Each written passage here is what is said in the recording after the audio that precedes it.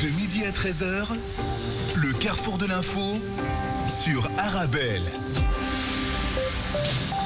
Bonjour à tous. Tout de suite dans votre carrefour de l'info, on parle foot, une fois n'est pas coutume, mais Coupe du Monde, plus précisément organisation de la Coupe du Monde au Qatar qui fait couler beaucoup d'encre. Et avec nous aujourd'hui en studio pour en parler, Sébastien Boussois, bonjour. Bonjour. Je rappelle tout d'abord que vous êtes docteur en sciences politiques, chercheur en relations euro-arabes associé à l'ULB, à l'UQAM de Montréal et pour Safe Belgium. Vous êtes aussi enseignant en relations internationales, conférencier, consultant et la carte de visite est encore bien longue. Alors Sébastien Boussois, dans un de vos articles à paraître bientôt sous le titre « Y a-t-il vraiment lieu de boycotter la Coupe du Monde 2022 ? Une remise en perspective est nécessaire », je le cite. On y reviendra dans quelques instants, mais je voudrais tout d'abord, avant de commencer, revenir sur cette exclusive de nos confrères du Point, le grand entretien avec l'émir du Qatar.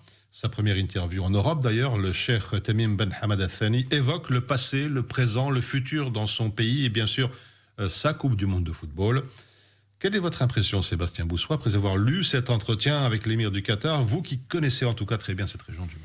Alors c'est vrai que l'émir n'est pas forcément toujours loquace et il ne donne pas énormément d'interviews. Donc j'étais évidemment à la fois curieux et évidemment intéressé de voir à la fois la manière dont il allait positionner son propos sur évidemment la Coupe du Monde, sujet incontournable, mais aussi globalement sur la manière dont le Qatar aujourd'hui pouvait peser dans la géopolitique régionale d'une part et également dans la géopolitique mondiale. Ce qui était intéressant, c'était à la fois de voir un personnage extrêmement accessible. Nos confrères du Point effectivement le disent, il arrive en voiture de manière très détendue. Il y a évidemment dans la région une forme de direction et de hauts dirigeants qui sont des personnes, et c'est valable aux Émirats comme bientôt en Arabie Saoudite, qui ont à peine la quarantaine, qui donnent le là et le ton, et peut-être d'ailleurs on devrait parfois un peu s'en inspirer sur la manière dont aujourd'hui on peut aussi diriger de manière assez simple et de manière relativement accessible, puisque que ce soit aux Émirats ou au Qatar d'ailleurs, c'est une famille qui dirige et il n'y a pas non plus pléthore enfin c'est pas effectivement comme dans nos pays. Ce qui est intéressant au-delà de ça dans cette interview, c'est que l'émir démonte à la fois sans polémique, ce que j'ai trouvé intéressant, un certain nombre d'éléments qui reviennent systématiquement comme si finalement le Qatar était un peu le punching ball permanent dans la géopolitique globale et que le Qatar incarnerait à la fois tout, le réchauffement climatique, l'autoritarisme contre les droits humains, alors que, à mon avis, ce qui est intéressant, et c'est ce qui se lie en filigrane, c'est un pays qui vient de très loin, comme tous les pays de la région. On ne va pas se cacher, se voiler la face, évidemment, par rapport à ça. Mais c'est un pays qui, en une dizaine d'années, alors 20 ans, dans une stratégie, on y reviendra après, mais 10 ans depuis l'attribution de la Coupe du Monde, a fait énormément de progrès pour essayer de correspondre aux standards internationaux et pour essayer aussi quelque part de nous faire plaisir, parce qu'il y a un petit jugement un peu paternaliste parfois à l'égard d'un certain nombre de pays qui est parfois un peu pénible. Alors justement lié à cette interview de l'émir, la Coupe du Monde, on y vient, apparaître bientôt donc dans votre article sous le titre, je cite, « Y a-t-il vraiment lieu de boycotter la Coupe du Monde 2022 ?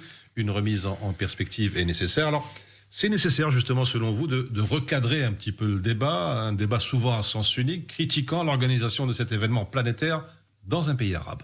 Oui, je crois que c'est, et vous finissez à mon avis très justement votre phrase, et ça fait le lien avec ce que je disais auparavant.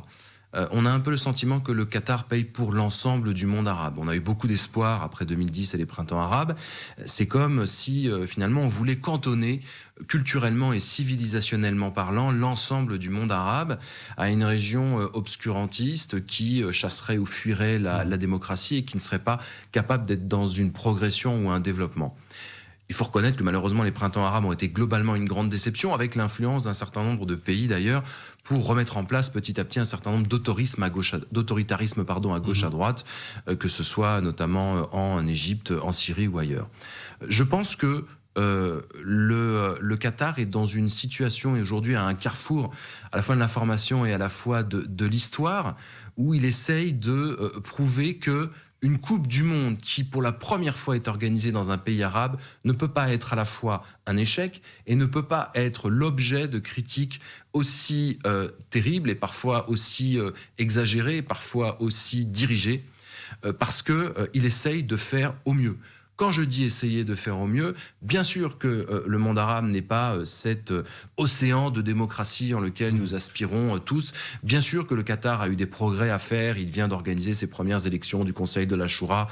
Il vient de mettre en place un droit du travail avec le soutien et l'appui de l'Organisation internationale du travail, agence des Nations Unies. Tout n'est évidemment pas parfait, mais le fait qu'il y ait un focus sur un tel événement d'une telle ampleur avec autant de personnes qui regarderont, et j'espère un maximum, parce qu'on ne peut pas condamner cet événement, y compris parce que pour la première fois, le monde arabe, depuis longtemps, a peut-être la possibilité d'être fier de quelque chose. Parce que disons quand même les choses sans tabou, la région du monde arabe est globalement extrêmement décevante et déprimante de ce qui se passe depuis une dizaine d'années. Là, vous avez un événement fédérateur qui, comme l'exposition universelle à Dubaï d'ailleurs, sauf que c'est un peu plus élitiste, ça intéresse moins de monde, la Coupe du Monde de football, c'est l'événement numéro 1 avec les Jeux Olympiques par exemple. Je finirai juste sur cet élément-là. On est en train d'essayer de condamner à la fois un pays, à la fois un événement où il y aura plus de la moitié de la population qui est censée à la fois du pain et des jeux, à la fois s'amuser, à la fois regarder un événement sportif. On sait depuis longtemps que à la fois le football n'est plus uniquement un sport complètement désintéressé de l'argent, mais sur d'autres pays, par exemple sur la Russie, au moment de la dernière Coupe du Monde, il n'y a pas eu toutes ces attaques. On voit aujourd'hui l'évolution avec la Russie et les Jeux Olympiques en Chine, c'est pareil, n'ont pas non plus suscité autant d'obsession et autant d'acharnement que la Coupe du Monde. Alors vous avez évoqué les critiques à foison, la climatisation des stades, la situation des travailleurs, encore les droits de l'homme. Vous posez aussi la question, Sébastien Boussois, pourquoi faire payer au Qatar, tous les maux du monde arabo-musulman? Élément de réponse peut-être. Et pas seulement. L'ensemble des problématiques qui nous agitent depuis un certain nombre d'années. Il y a eu un développement de l'Occident dans les années 60 qui n'en avait cure de l'écologie, de la protection de l'environnement et de situations extrêmement difficiles, des conditions de travail extrêmement difficiles dans les usines. Oui, il y avait un droit du travail, il y avait toutes ces choses-là, mais on a eu une période où on s'est construit aussi, à la fois sur des drames et à la fois sur finalement s'asseoir sur la protection de la planète. Aujourd'hui, vous avez les 3/4 du monde qui sont dans ce processus-là, c'est-à-dire passer de pays en voie de développement à des pays industrialisés ou post-modernes, si je puis dire. Le Qatar est au milieu, est à ce carrefour-là, comme plein d'autres pays, comme la Chine, comme la Russie et tant d'autres, qui sont dans ce développement, enfin, en tout cas la Russie c'est plus compliqué pour le moment, en tout cas qui sont dans un développement et qui, dans le même temps, en même temps, comme dirait l'autre, doivent concilier avec nos préoccupations du moment, qui sont les préoccupations écologiques, notamment. Ce que je trouve assez incroyable, c'est qu'on est en train de ressortir l'empreinte carbone des Qataris, qui sont quand même que 200 000 Qataris et 1 800 000 et quelques travailleurs ou personnes étrangères qui résident sur le sol qatari. Je ne crois pas que le Qatar soit responsable de l'ensemble du réchauffement climatique. Ou alors il faut m'expliquer comment. Cette histoire de climatisation, par exemple, des stades, et les gens ont la capacité parfois à faire des raccourcis hallucinants. Si on regarde les dossiers, il y a eu des systèmes extrêmement modernes, parmi les plus modernes au monde, et qui devraient être considérés comme pionniers avec le réchauffement climatique, avec l'évolution du monde, et peut-être les 3/4 de la planète qui passeront au-dessus de 30-35 degrés en plein été. On aura besoin de cette technologie. Vous avez aujourd'hui au Qatar une technologie de recyclage de l'air, c'est-à-dire un aérosol qui permet de maintenir la pelouse à 18 degrés et qui est récupéré. Et en fait, cette climatisation ne concerne que l'aérosol pour les joueurs et les premières tribunes. Les grosses tribunes en haut ne sont pas concernées par cette situation. La climatisation, c'est un faux débat. On voit bien, même en Belgique, au mois de juillet, quand vous aviez 30 degrés dans vos chambres, tout le monde va finir par basculer vers la climatisation, avec aujourd'hui des normes et des références extrêmement modernes pour lesquelles le Qatar a déjà été salué par un certain nombre de normes sur l'environnement et la préservation de l'environnement qui sont de l'ordre des standards internationaux. Donc c'est pour ça que je dis, on a tendance aujourd'hui effectivement à se concentrer, je pense, sur un petit pays, parce qu'on n'a pas osé le faire contre la Chine et contre la Russie, mais qu'on a un peu l'impression de faire ce focus sur un pays qui doit être d'ailleurs, comme d'autres pays de la région, un allié pour nous, un allié énergétique, un allié sécuritaire, et qui, à mon avis, préfigure aussi d'une certaine évolution du monde qui a glissé vers l'Est. Et ces pays, comme le Qatar, peuvent être aussi des médiateurs régionaux dans des situations de crise qui nous dépasse et que l'Occident a peut-être un peu perdu de vue, se renfermant sur cette peau de chagrin démocratique que l'on doit défendre dans plein de situations, mais qui aujourd'hui s'avère être d'une réduction assez effroyable. Vous avez probablement d'ici 20 à 30 ans, voire avant, les 3/4 de la planète qui seront revenus vers une forme d'autoritarisme parce que la démocratie sera peut-être moins à la mode, je l'espère provisoirement, mais il faut quand même remettre en perspective ces choses-là. Alors pour parler plus précisément de la Coupe du Monde, il y a ce chiffre relayé par certains médias, utilisé pour justifier d'ailleurs cet appel au boycott de la Coupe du Monde, la mort de 6500 travailleurs. Vous dites que c'est faux, pourquoi ? Alors, il faut déjà commencer en saluant la mémoire de certaines de ces personnes qui ont quitté leur pays, qui sont parties du Népal, d'Inde, des Philippines, d'Indonésie, du Pakistan, parce qu'ils étaient dans des pays qui ne leur offraient à la fois pas la possibilité de travailler, pas la possibilité de bien gagner leur vie et pas la possibilité de subvenir aux besoins de leur famille. Donc un certain nombre de personnes depuis des années ont quitté leur pays, souvent des pays d'altitude, des pays qui n'ont rien à voir avec le Qatar ou les Émirats arabes unis par exemple, et qui se retrouvent évidemment dans des pays où il fait facilement 35, 40 et 45 degrés. Aujourd'hui, il n'y a pas eu 6500 morts sur les stades de France, uniquement. Ce sont les chiffres totaux du nombre de morts au Qatar depuis une dizaine d'années. Mais si vous faites en comparaison le nombre d'accidents du travail que vous avez en France, par exemple, c'est à peu près, et de décès liés aux conditions du travail, parce qu'en France, en Belgique et en Europe, des gens continuent à travailler dans des conditions extrêmement dures, qu'il y ait un droit du travail ou pas, et qu'il y ait souvent une sorte de latitude par rapport à l'application de celui-ci. On estime à peu près à 500 personnes qui décèdent chaque année des conditions terribles de travail. Ça peut être des conditions d'usine, avec ensuite des cancers en France, oui, pardon. Donc on arrive à 5000 au bout de 10 ans. Et il n'y a pas le lot et la quantité de chantiers qu'il y a aujourd'hui au Qatar, pas uniquement sur la Coupe du Monde, mais sur d'autres chantiers. Ce qui est très étonnant, c'est qu'on parle très peu de la situation des Émirats arabes unis, et notamment de Dubaï, qui a émergé en 20 ans de nulle part et qui là est véritablement un champignon immobilier avec des tours de partout, des chantiers phénoménaux qui n'arrêtent pas. Et ensuite, ce que l'Arabie saoudite va faire, parce que pour construire Neom, elle aura besoin de populations aussi étrangères. Donc, je relativise ce chiffre qui a été pris par le Guardian. Oui, il y a eu des morts de populations qui viennent de climats et de pays avec des systèmes de santé catastrophiques, avec aussi des carences énormes. Ça ne justifie pas le fait qu'ils soient morts là-bas ou que ça soit des dommages collatéraux. J'explique juste que ces personnes qui viennent sont aussi beaucoup venues avec des faiblesses et des fragilités qui n'étaient pas faites évidemment pour supporter des conditions climatiques du Qatar. Il fait 45 degrés au Qatar en plein été. Je ne vois pas comment on pourrait accuser le Qatar des 45 degrés. Enfin, je veux dire, c'est le courant global d'évolution.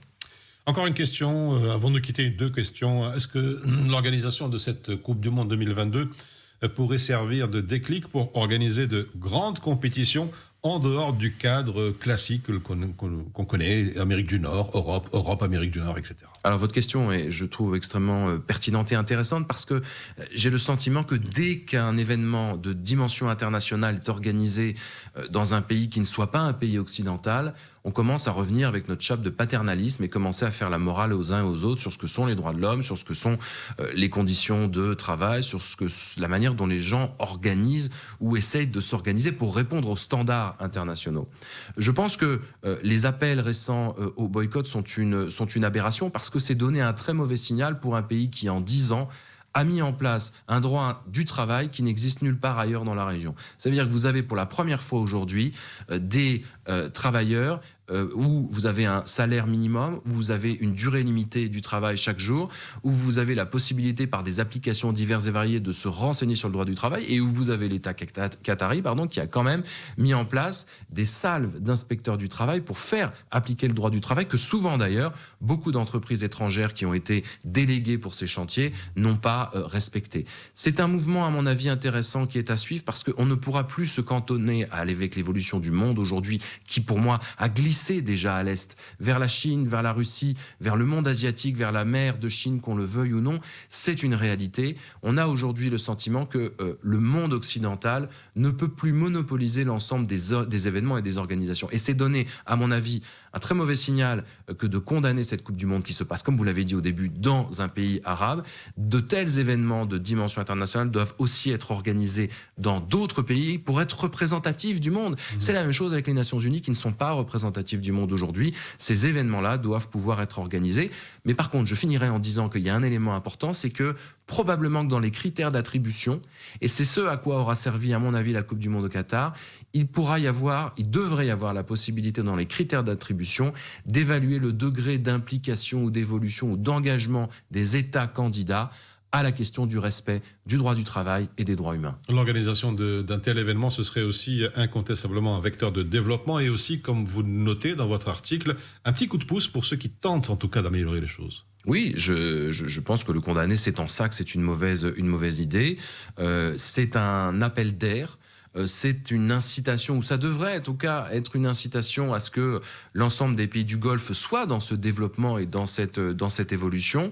Et c'est aussi la possibilité de permettre à toute une région qui souvent est résumée à ces crises, à ces drames, à la question des guerres, à la question des guerres civiles, à la question des crises économiques, à la question des vagues migratoires, des réfugiés, d'avoir peut-être la possibilité à partir du 18 novembre jusqu'à la mi-décembre de se réjouir que le monde arabe accueille le plus grand événement international aujourd'hui et en tout cas en ayant conscience que des choses ont été faites, que des choses doivent encore être faites. D'ailleurs, Amnesty International, qui passe évidemment beaucoup de temps à scruter l'évolution de ces pays-là, le dit même, en critiquant à la fois, en disant ce n'est pas assez, ce n'est pas suffisant, l'organisation n'appelle pas pour autant au boycott.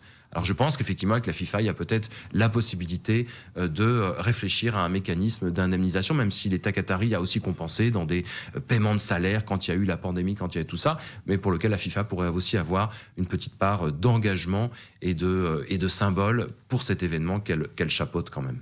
Sébastien Boussois, docteur en sciences politiques, chercheur en relations euro-arabes associé à l'ULB, à l'UQAM de Montréal et pour CEF Belgium. Vous êtes aussi enseignant en relations internationales, conférencier, consultant. Sébastien Boussois, merci pour votre éclairage et pour votre analyse. Merci à vous. Et on se retrouve dans quelques instants pour la deuxième partie de votre carrefour de l'information. On parlera de toute autre chose. Je bafouille beaucoup aujourd'hui. Notre invité, Bernard DeVos, dans quelques instants.